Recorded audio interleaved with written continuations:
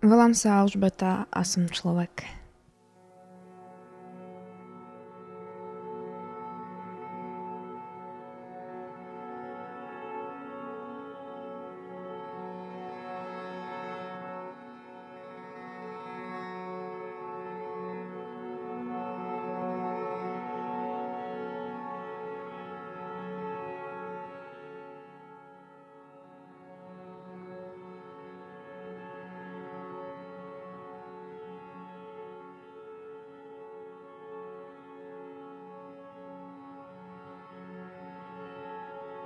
Aspoň si to myslím.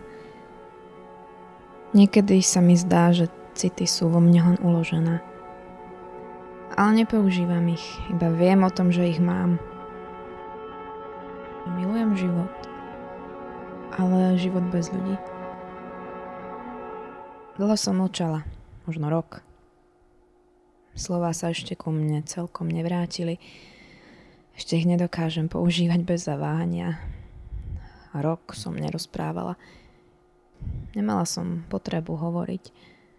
Nosila som so sebou kartičky a pero, ak bolo potrebné niečo oznámiť. Ak sa ma niekto niečo spýtal, niečo vážne, samozrejme. Inak som sa iba usmievala. Bolo to zvláštne uzavreté obdobie. Žiť priamo, bez hraníc, ktoré okolo nás slova často kladú. Nikto odo mňa nič neočakával. Človek si tak oddychne sám v sebe.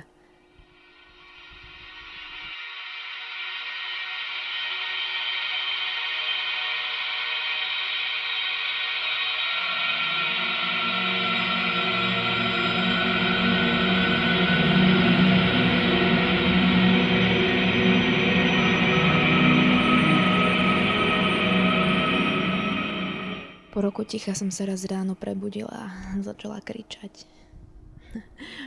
Od radosti. Tak sa jačí od čistej radosti, viete. Proste. A radosť. Rada robím ľudí šťastnými, alebo aspoň veselými. Myslím, že dôležité je nájsť v sebe taký vypínač, ktorým sa dá naštartovať eufória. Keď som brala lieky, cítila som sa bezpečne. Tá chémia ma robila celou.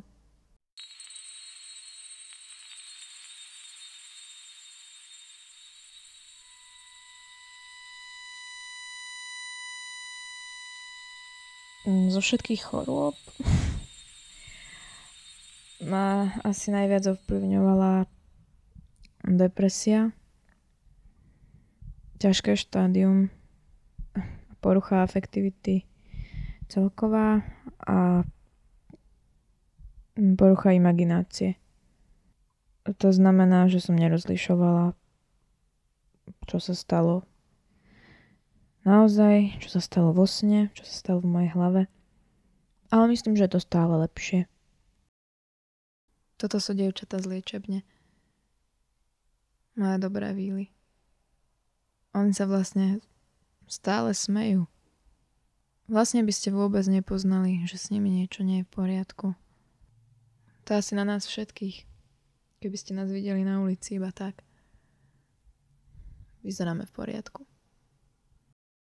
Ja si toho veľa nepamätám.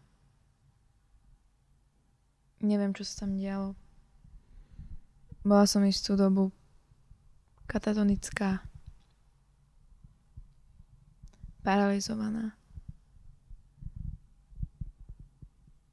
Stratila som sa, vôbec som nevnímala svet. Dostala som sa z toho. To áno. Ani to netrvalo tak dlho. Ide o to, že keď človek žije a aj normálne existuje, alebo sa teda snaží o normálnu existenciu, ten vnútorný smútok je stále s ním. Ten smútok ide za ním. Neustále za mnou kráča. Nie je to definovaný smútok. Nie je to konkrétny dôvod.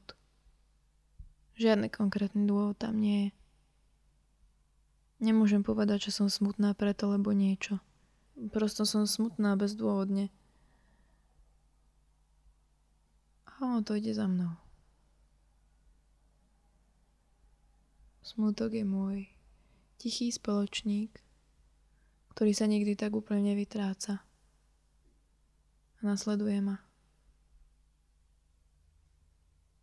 Aj vtedy, keď sa smejem tak hlasno, že prekričím jeho krok.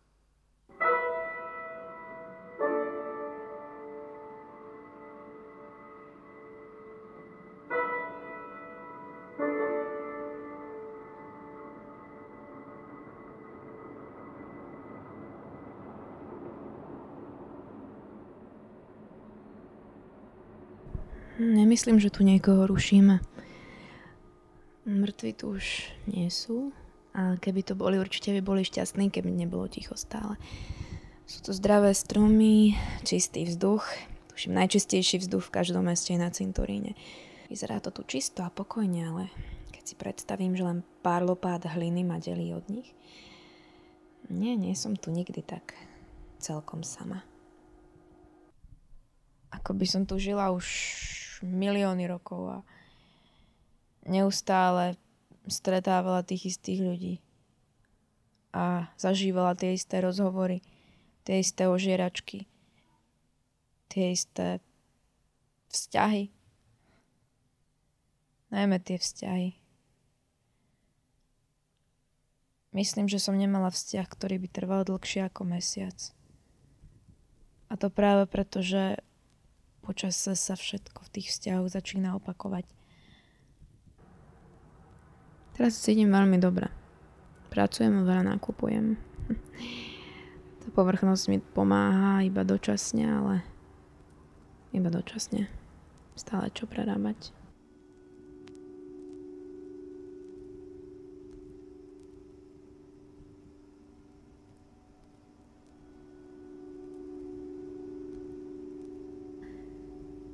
Je krásne sedieť s ľuďmi bez masiek, zdieľať interný humor, tancovať, baviť sa aj celkom infantilne.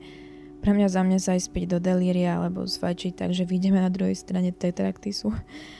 Ale s nimi.